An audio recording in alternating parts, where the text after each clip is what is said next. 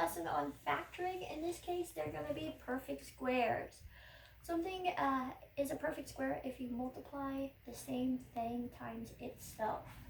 We'll have two sets of parentheses. Remember, the beginning is what multiplies to give us x squared. That's x and x.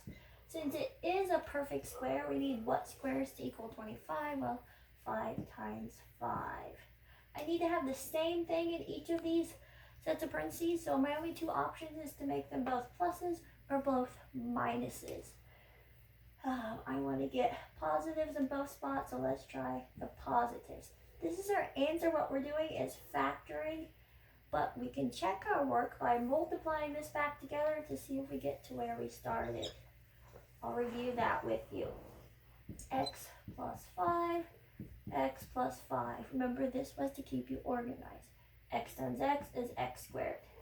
5 times x, 5x.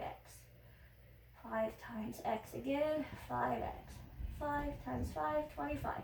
And now I need to see if this is going to result back to our beginning, and that will finish off our check. There's our x squared, there's our 25, and if I add these, I get to 10x. So we've done this one correctly. Try our second one. Remember, it's a perfect square. Same thing has to go in each set of parentheses. I can take y times y to get y squared. And I need to get something squared to equal 9. That's 3 and 3. But notice on this one, we need to multiply to get a positive 9, but then they need to add essentially to get a negative 6. So it's different from up here, so let's try it this way. We know the same thing has to be in both sets of parentheses. Let's check it out. If it doesn't work, you can always go back and modify y minus 3. Y minus 3. So all I'm doing is checking that these are the correct factors. Y times y, y squared.